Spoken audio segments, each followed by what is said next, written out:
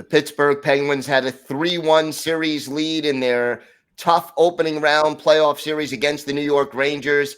They end up coming up short in Game 7 in overtime. Hunter Hodies of Locked On Penguins is here to talk about the heartbreaking loss his team had and where this team goes from here. All that and more coming up on the Locked On NHL podcast.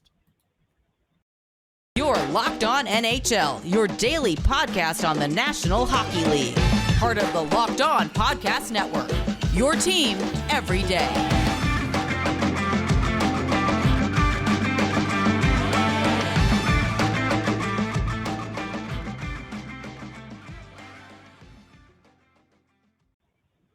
And welcome back to the Monday edition of the Locked On NHL podcast. Gil Martin, glad to be with you as I am every Monday to talk a little Stanley Cup playoffs. And joining me now is Hunter Hodies of Locked On Penguins. First, want to say thanks for making Locked On NHL your first listen every day. We are free and available on all platforms.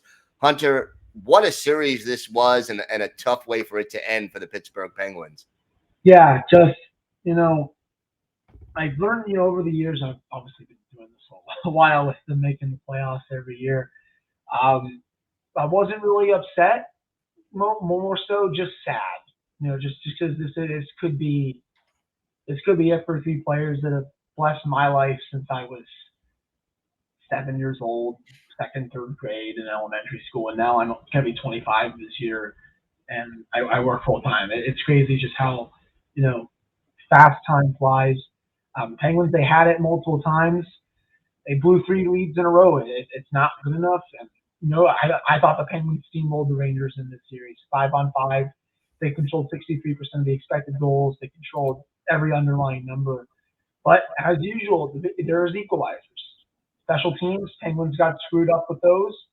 And Shesterkin, even though he was not God, he was better than what they had, especially with Louis Domingue in 5 of the games. Tristan Jarry, I'm not really going to criticize him tonight. I thought he played his butt off.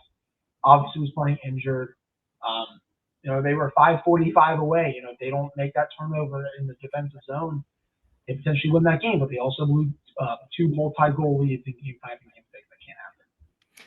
Yeah, it was a tough one. I mean, the special teams did well for the Penguins in Game 7. You had 2 power play goals and a shorty, but a little controversy with the game-tying goal with the helmet coming off and the Penguins having to change a player late. Your thoughts about that particular goal?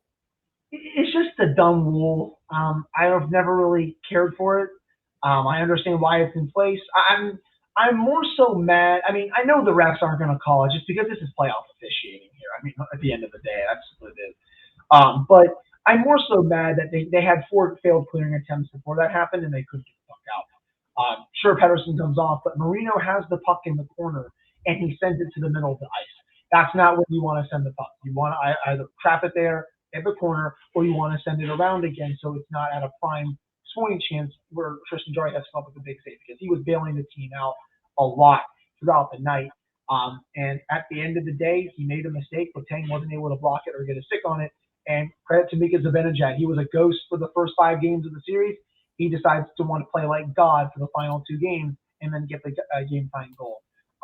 So credit to him. That's a heck of a shot. I don't know if any goalie in the league is stopping that. But I mainly blame the Penguins, whoever was on the ice at the time. I believe it was the 4th line, but the Rodriguez line was out there. I blame the 5 skaters for not playing good down defensive hockey. Because that was the final stretch. You're in the final 6 minutes. You have to slam the door.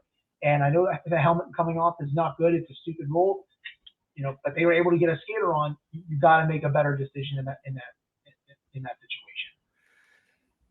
Point blank, if Tristan Jarry was healthy, do the Pittsburgh Penguins win this series? Yes. I firmly believe that. He was great tonight. I think he was silencing his playoff doubters from last year. He was also playing hurt. You saw some of the – I'm sure you obviously, I think, watched the game too. There's some of the saves that he made.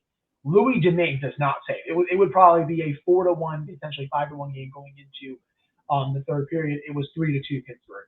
He was making the windmills. He was moving side to side just fine.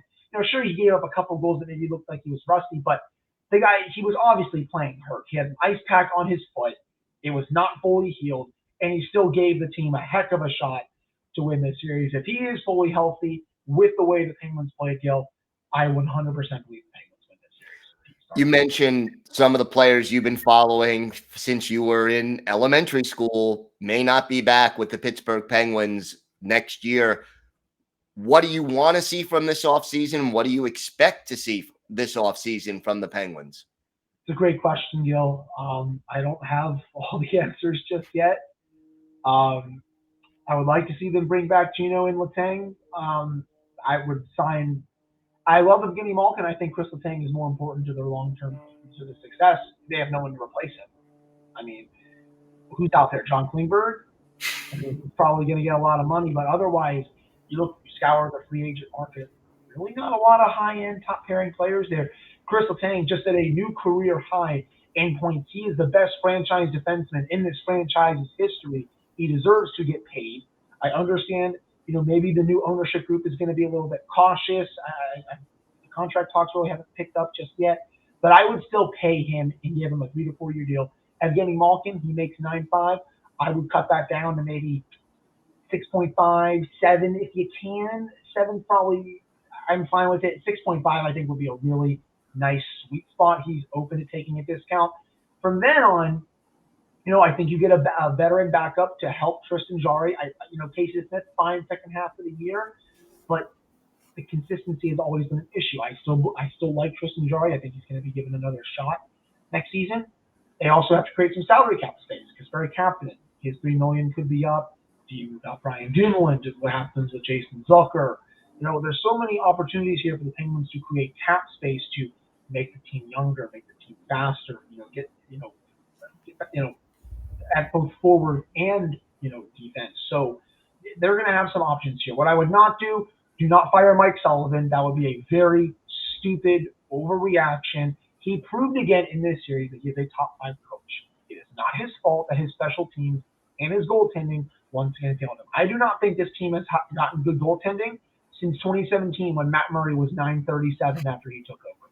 2018, he was fine. The Capitals just had a better year, but since then they have gotten awful goaltending in the playoffs, and it's really just screwed over so many good performances. Because these last couple of years, I could argue, even against I think your Islanders skill, that I thought the Penguins outplayed them. It was just Jarry was not good. Even this year, especially against the Rangers, I think they were the better team. But in a small sample size, I think the better team doesn't always win.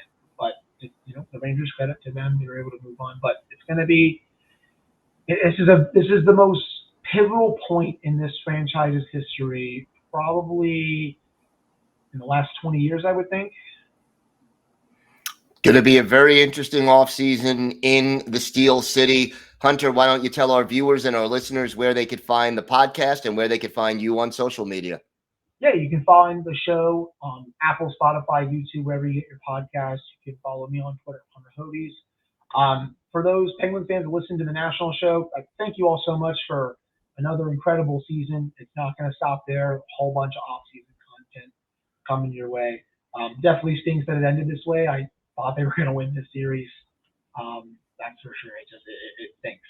That's the big one. All right, Hunter Hodies, thanks so much for joining us today. Yeah, thank you. Today's episode is brought to you by Built Bar. Imagine dipping your finger into that plastic tub of birthday cake frosting and then opening your eyes and realizing it was only 150 calories but packed 16 grams of protein. That's what it's like to eat a birthday cake puff from Built. I just received my birthday cake puffs, and I have never had anything like this before. They're available right now, but we can't promise that they'll be there tomorrow, so get them today at Built.com. And if you haven't tried the puffs, I'll let you in on a little secret because that's what friends do. A chocolate-covered marshmallow protein bar. Yeah, you heard me. Delicious flavored marshmallow covered in 100% real chocolate. Make every day your birthday with Built's birthday cake puffs. Built has taken the delicious experience of biting into a fresh slice of birthday cake, enrobed it in 100% white chocolate, and added sprinkles. With 150 calories, 16 grams of protein, and only 9 grams of sugar, This limited time flavor is an amazing option if you're looking for a healthy way to get flavor and variety in your day. Go to Built.com and get birthday cake puffs now. Go to Built.com, use promo code LOCKED15. You'll get 15% off your order. Again, that's promo code LOCKED15 for 15% off at Built.com.